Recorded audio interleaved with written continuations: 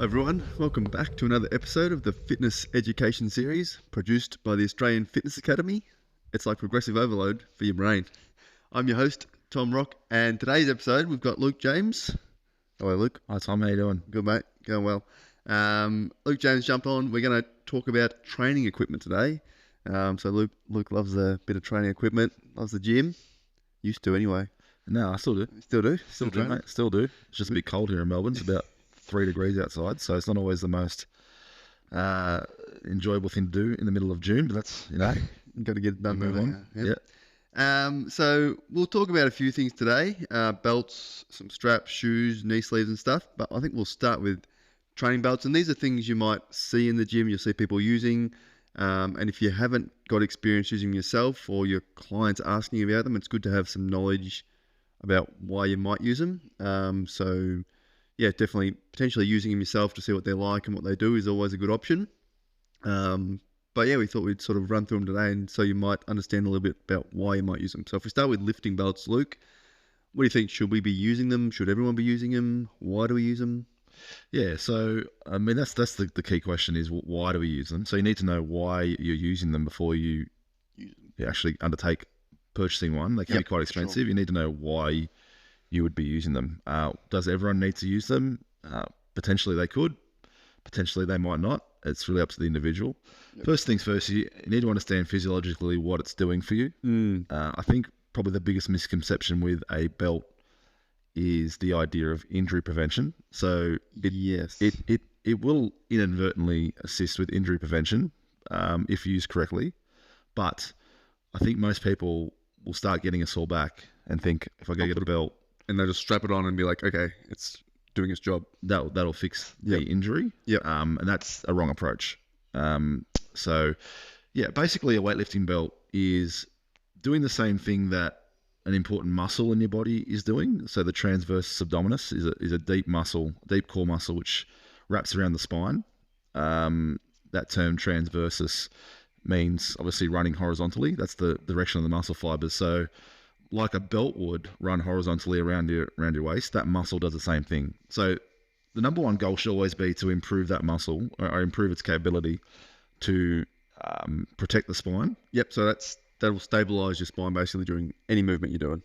Exactly. So you need to get that right first. If you don't get that right first, there's no point having a belt because the belt's not going to mask any issues that you have there. So the way you get that right is learning to breathe and brace properly. So you need to learn how to, especially if you're lifting heavy, which I'll discuss in a second, that's probably when you need the belt. Yep. But if that's what you're doing, then you need to learn to breathe properly, brace properly, activate your core, and then the cherry on top of that is going to be the extra assistance from the belt. So, we don't have time here to go through a whole breathing and bracing. Maybe that can be another podcast. Yeah, definitely. I think if you haven't sort of, done a lot of breathing and bracing, I think it's a really good skill to be able to teach someone to breathe and brace, because fundamentally, if you're going to have your client doing back squats or deadlifts or things like that, they need to know how to brace. So fundamentally, you should be able to teach how to breathe and brace. So it's really important. I think, like Luke said with the belt, it's sort of the cherry on top. If you can't brace properly, you're not going to be able to use the belt how it's meant to be used. Yeah, exactly. So, physiologically, that's what it's trying to achieve. It's trying to do what that exact muscle is doing, which is create stability around the spine, create what we call intra-abdominal pressure. That's what's physiologically trying to occur, or what the belt is going to achieve. But again, you have muscles inside your body which can also do that. So that's important to note that first of all. Yep. Then if you are using the belt, and some practical application around using the belt, I've always found that probably the best advice would be not to use the belt until you get to around about 80% of your max lift. So if you don't calculate percentages and know what that is, you could use an RPE 8 out of 10, yep. Say. At that point, you probably should put the belt on to get the extra assistance. Up until 80% or up until 8 out of 10, I think you really should try and develop those muscles that are discussed. Yep. So you should be relying on them to do the work. And once you hit that 80% mark, you can then obviously make sure you're still using those muscles, but put the belt on top. And that'll help you increase the intra-abdominal pressure or create more stability. Yeah. If you're using it properly. Correct. So yeah, the practical application there would be to put it on at that point, and then obviously go in to do your heavy lifts and still breathe, still brace, but have the cherry on top of the belt. And in my experience, at that point, it probably does add around about 5 to 10 kilos on my max lift with having a belt rather than not having a belt. Yep. So it does help in that sense. It just creates that stability around the spine. It prevents any unwanted movement, because any unwanted movement around the spine, around the hips on a heavy lift, say a deadlift or a squat, is just a waste of energy. And that waste of energy is going to reduce your capacity to lift heavy, to be fair. So it helps in that sense. But again, if you're using it to prevent injury, or not so much prevent injury, because as I said, I think it does play a role in preventing injury. But if you're using it because you've got an injury, to not make that injury worse, or to fix that injury, or to mask that injury, that's when you're on the wrong track. Probably if you're using it to do bicep curls as well, you're probably on the wrong track too. So really, you're looking at your heavy compound lifts, squats, deadlifts. If you're doing Olympic weightlifting, things like that, that's when it's really necessary. If you're using it to do your warm-up sets of bicep curls or bench press, I probably would suggest that you don't need at that point. You should be relying on what's inside you to get you what you need in that scenario. Yep. What about beginners? Like if I have a new client that comes in and they see me using a belt, like 4 sessions in, 2 weeks into their training, should I be saying you need to go out and buy a belt? You should be using a belt, or like would you just give them get them to that sort of intermediate to advanced stage before you suggest using a belt? The only reason I'd use a belt for a beginner would be just to train the skill of using the belt. It would have no physiological effect on their set or their rep or anything like that, or they're lifting their weights. That, again, it's really important that they develop those fundamental skills internally without the belt. Yep. That's vital. I mean, if you were giving it to them every now and then to say, well, here's what a belt would look like in the future, then that's fine, just to get used to that, because it can be a little bit, it's very, obviously you've wore it a few times, it can be quite challenging. Not challenging, it can be quite uncomfortable. Yes, and you got to get used to it, I guess. Absolutely. So maybe from that point of view, but certainly not from a point of view of it's going to improve their performance at that point. I wouldn't be recommending it, no. A lot of people go through and they'll just lift their whole life without using a belt too. So it's not always, if your goal is not to absolutely lift the maximum amount of weight you want to lift, and you're lifting for, say, general fitness, you can also go without a belt. Absolutely, yeah. Goodness me, I've lifted for many, many years without using a belt. And on the other side of that too, when you become more advanced, it's not uncommon for people to do a whole training block in their belt too. Yeah. But that's more of a specific purpose around if they're competing and things like that. Just the general population probably wouldn't want to do that. But I have seen scenarios where competitive powerlifters, weightlifters, regardless of what they're lifting, would use their belt every single set for a whole block of training. But that's a very specific purpose. It's very different to what we're talking about. I wouldn't be surprised if someone didn't use a belt for many years. You might go through periods where you just don't use a belt. Absolutely. Yeah. Awesome. Hopefully that gives you a bit of an insight into belts. But yeah, something, if you haven't tried it, do a bit of research, play around with yourself before you obviously recommend to clients. But I think the skill of being able to brace and then brace against the belt is really important. Otherwise, you're not really using it well. Probably another one that's sort of not as common, we'll talk about straps and shoes in a second, but knee wraps and knee sleeves? Yeah, not as common for the general population. Very common for, obviously, powerlifters, Olympic weightlifters. A similar process, or a similar sort of physiological outcome from those pieces of equipment. They basically just obviously wrap over the knee joint, rather than holding the hip joint, holding the spine in place like the belt would. They do the same thing for the knee. So they're just stabilizing that knee joint, preventing any unwanted movement. But again, if you ask someone who's probably in the general population who's wearing it, they're probably saying they've got a sore knee, and they're using it to mask that, which again is the wrong use. They will inadvertently prevent injury, but I don't think that's the main focus as well. Often it's about proprioception at that joint, getting a sense of stability, movement stability. It's also about just also helping that joint to snap into position. Obviously, you get that knee extension is very important in squats, deadlifts, or whatever you're doing there.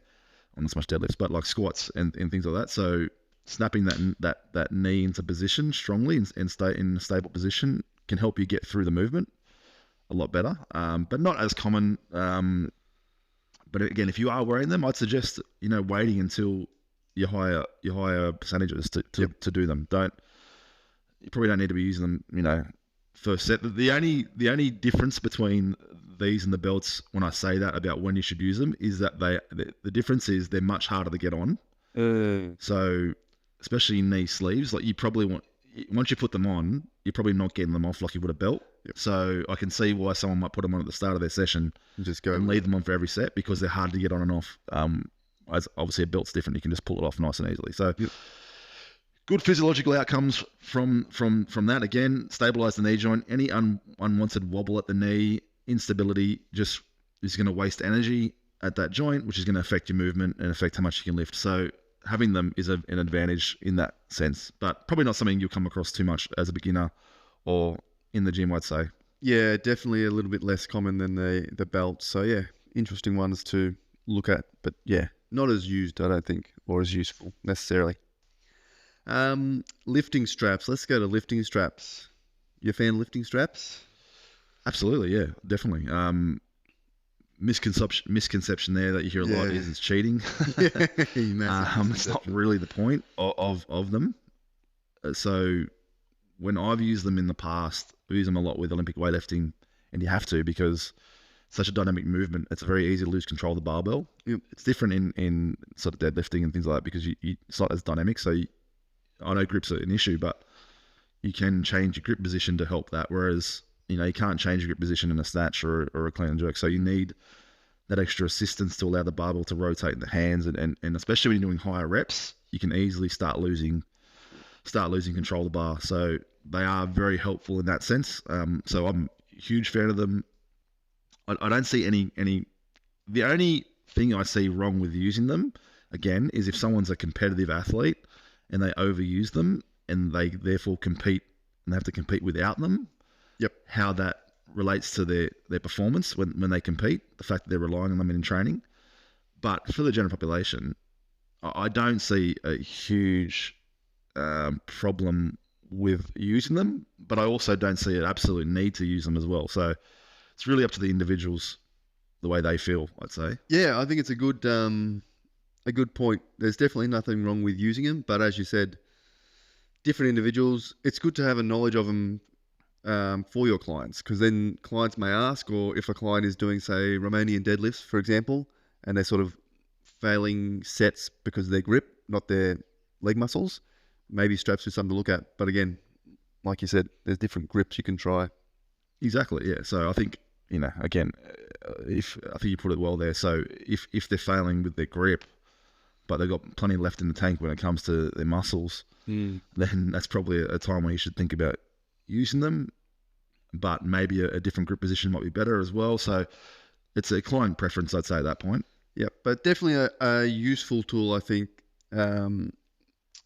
that could be more utilised potentially. If a client is struggling with grip, it's good to make sure that they have these tools available so they can sort of, whether it's build muscle or whatever it is, push to the limits and not be failing due to grip strength. Yep, for sure. The last one we'll touch on is footwear in the gym, which I think is a big topic, especially for people going into lift weights, general population. There's a lot of people just going in runners and lift weights. What do you think about footwear? It's probably the most underrated topic in the fitness industry, because people who enter into the gym or enter into lifting or whatever they do, they just they're not aware of the negatives and positives of different types of footwear. So they just go in with running shoes because that's what they have, and that's completely understandable. But there is such a difference in outcomes from different types of footwear that you have to be aware of if you're going to start being serious about your lifting and weights. So the first thing, the easiest way to put it is, running shoes are meant for running, which means the soles in the shoes are soft, they compress, and they do so because you're meant to be running over long distances, maybe on the road, whatever, and you need that protection. Cushioning, yeah. Yep. But that cushioning is the exact opposite of what you want if you're doing a deadlift or a squat or anything like that. That's actually the exact opposite of what you need, because what you need in a squat or a deadlift is some sort of ground reaction force pushing up against you to help you propel the movement upwards. The last thing you want is compression in the foot. Basically, it'd be like trying to jump from an airbed position, like think about a bed which is filled with air, like an airbed, Yeah, you just, or a water bed. Yep. You can't get the same sort of force from the floor when you try and jump because you just don't have that. It's the same thing with running shoes. So the first things first, if you're lifting in the gym, you need hard-soled shoes. Yep. And there are many different types of hard-soled shoes, or even barefoot. Yeah, barefoot. Another option. Yeah. We'll come back to barefoot We in a should come second. back to barefoot. Yeah, but you need hard-soled shoes. So the question is, what type of hard-soled shoes do I get? There are many types. The answer to that is, what's your ankle mobility like? So that's the number one answer you need to get. So, how much dorsiflexion do you have in your ankle joint? And dorsiflexion would be how far can your knees push forward of your toes without your heel raising off the floor? Yep. So that's the question. If your knees can go a long way past your toes without your without your heel raising off the floor, you've got quite good ankle dorsiflexion. You can get away with a flatter sole. Yep. If, like most people, to be fair, you can't even get your knee much past your toes at all without your heel raising, then you need some sort of lift in your shoe. Yep, heel. You want your slightly lifted heel, potentially. Correct. Which is, a very popular method is putting the weight plates under the feet in the gym. Yeah, when squatting, you've probably seen that. If you haven't, I'm sure you will. Absolutely, and it's basically doing the same thing as the heel in the shoe would do. Yep. Which is giving you what I would call artificial ankle mobility. If you were to drop now, as you're listening to this, in a deep squat position, the deeper you get, it's likely that you'll start having to lift your heels to get into a good position. Yep. Because you just don't have the ankle mobility to keep them flat and have the knees go over the toes. So really, that's all you're doing with the shoe. You're just lifting the heel in the shoe to allow you to do that, allow the heel to lift, but keep you in a stable position. Yep. Be able to still push through the floor. Yep. Yeah. So that's really all it's doing. And so that would be my recommendation is hard-soled shoes. Go test your ankle mobility. If it's poor, you need to have some sort of heel in your shoe, weightlifting shoes. If it's good, you can get away with sort of, what are they these days? I don't know, Converse sort of shoes, yep, flat soled. Yep. Again, I think understanding that flat sole is what you're looking for and like a sort of a solid sole. Even if you have a client come to the gym, obviously you don't want to go tell them they need to go spend $200 on a new pair of weightlifting shoes or the top of the range Nike lifting shoes. But yeah, there's Converse, things like that. You can get cheaper versions of the Converse, obviously, that will do the same thing. Potentially, if you've got good enough ankle dorsiflexion, or just squat down to where their mobility allows at that point in time. What about barefoot? Barefoot is the ideal outcome in reality. Like yep. that's the ideal outcome, but it requires such, in my opinion, especially if you're doing squat movements. Yep. If you're doing deadlift movements, it's a bit different. It's different, yeah. The dorsiflexion in the ankle is not as important. Yep. But if you're squatting, you're really going to need to have, because at that point you've gotten, at least in a flat-soled shoe, you've got some sort of heel lift there. Yeah. Or from the floor. You've got none with a barefoot. Yep.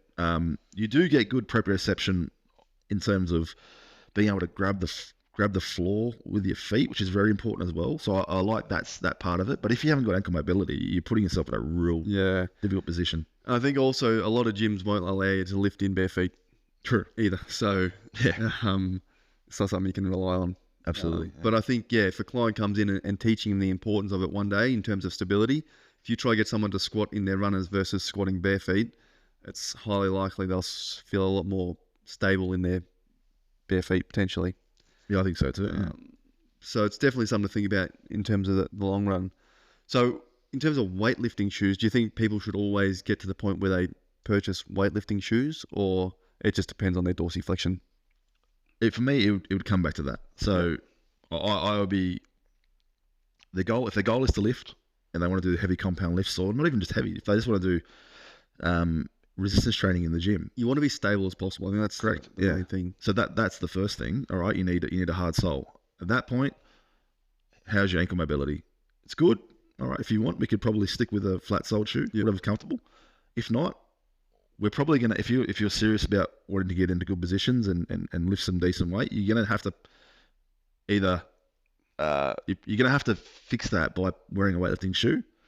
I'm not saying it fixes the problem long term, although it's fine to wear them for as long as you want, you probably should be trying to fix that ankle mobility in the background too. So I'm not saying you should just rely on the shoe. You should be trying to fix your ankle mobility in the long run. But that's the test for me at that point. It's good. Okay, flat soled shoe. It's not good. All right, we probably need to get you a heel. Yeah, I think it's good to look at your clients' footwear or your footwear or people's footwear in the gym, because you find, even say they're a beginner, watching their back squat, people's technique will change immediately as soon as you take their shoes off if they're wearing runners, and then you change them to flat sole shoes or just to bare feet. The way they move is going to be completely different. So I think footwear is a big thing to think about. But again, it can be hard. I think. What about day one? A client comes in with runners on. Do you mention anything, or you just go through a session and leave it a few weeks? Obviously not day one. I mean, you don't want to. They're already probably pretty nervous, and especially if they're new to the gym, and so you don't want to overwhelm them with that sort of stuff. But I mean, pretty quickly, I would be trying to analyze that. Yep. And once they're comfortable in the environment, I'd probably be recommending it, because there's just no downside to it. Yep. It's all positive from their point of view. It's not like it's not an advanced technique either, like using the belt, or it's just the support and what you need because of your joint mobility. It's got nothing to do with, all right, you're an advanced person, you can start using a belt or knee wraps or knee slits. It's not about that. It's about what capabilities does your body currently have, and how can we improve that, and the footwear can straight away do that to assist. Excellent. Thanks for jumping on the podcast, Luke. If you guys have any thoughts on any of this or any other pieces of equipment you've seen in the gym that you'd like to hear us discuss or talk about, send an email to tom@afa.com.au. If you've got any questions or topics you'd like us to cover, send me an email as well. Other than that, have a good weekend, guys, and we'll talk to you all soon. Thanks, everyone.